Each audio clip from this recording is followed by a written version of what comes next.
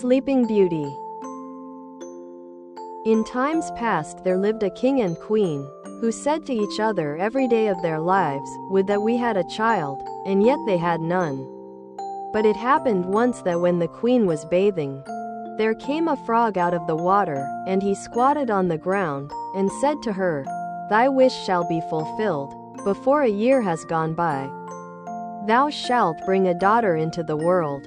And as the frog foretold, so it happened, and the queen bore a daughter so beautiful that the king could not contain himself for joy.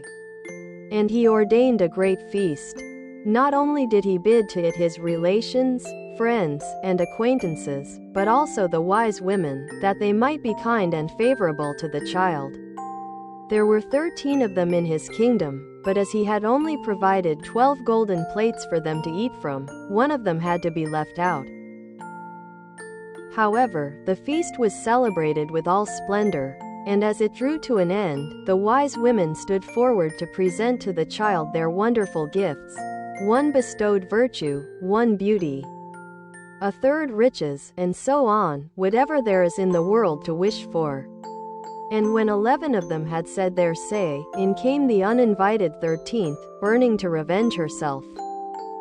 And without greeting or respect, she cried with a loud voice, "In the 15th year of her age the princess shall prick herself with a spindle and shall fall down dead." And without speaking one more word she turned away and left the hall. Everyone was terrified at her saying. When the 12th came forward, for she had not yet bestowed her gift, and though she could not do away with the evil prophecy, yet she could soften it. So she said, "The princess shall not die, but fall into a deep sleep for 100 years."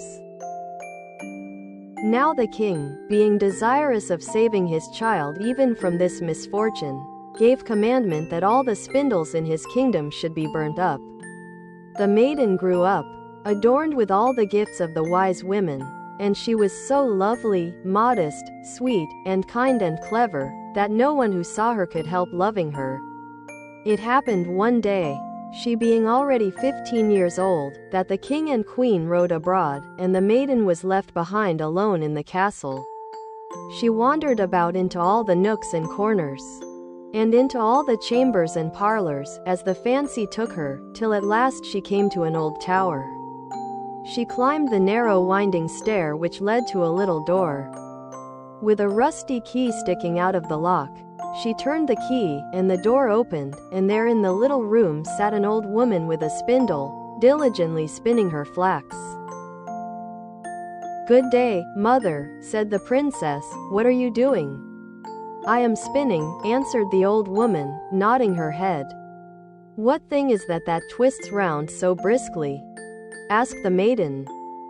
And taking the spindle into her hand she began to spin. But no sooner had she touched it than the evil prophecy was fulfilled, and she pricked her finger with it. In that very moment she fell back upon the bed that stood there, and lay in a deep sleep. And this sleep fell upon the whole castle. The king and queen, who had returned and were in the great hall, fell fast asleep, and with them the whole court. The horses in their stalls, the dogs in the yard, the pigeons on the roof, the flies on the wall, the very fire that flickered on the hearth, became still, and slept like the rest, and the meat on the spit ceased roasting. And the cook, who was going to pull the scullion's hair for some mistake he had made, let him go, and went to sleep. And the wind ceased, and not a leaf fell from the trees about the castle. Then round about that place there grew a hedge of thorns thicker every year, until at last the whole castle was hidden from view, and nothing of it could be seen but the vane on the roof. And a rumor went abroad in all that country of the beautiful sleeping Rosamond, for so was the princess called.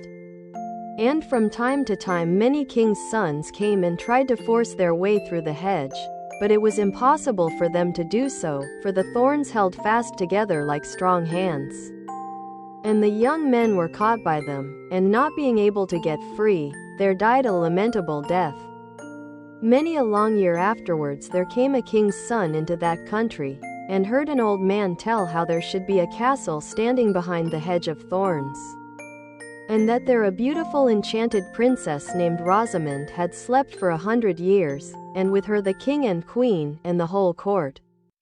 The old man had been told by his grandfather that many kings' sons had sought to pass the thorn hedge, but had been caught and pierced by the thorns, and had died a miserable death. Then said the young man, "Nevertheless, I do not fear to try. I shall win through and see the lovely Rosamond." The good old man tried to dissuade him, but he would not listen to his words. For now the 100 years were at an end, and the day had come when Rosamond should be awakened.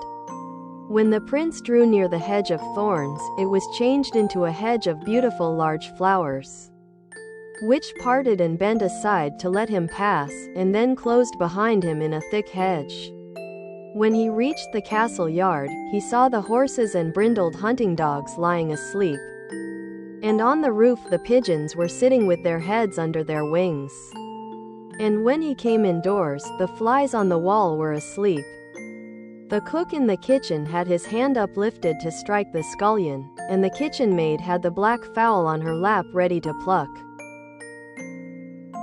Then he mounted higher, and saw in the hall the whole court lying asleep, and above them, on their thrones, slept the king and the queen.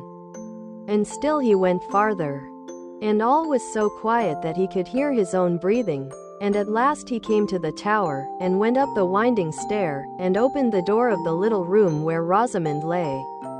And when he saw her looking so lovely in her sleep, he could not turn away his eyes, and presently he stooped and kissed her.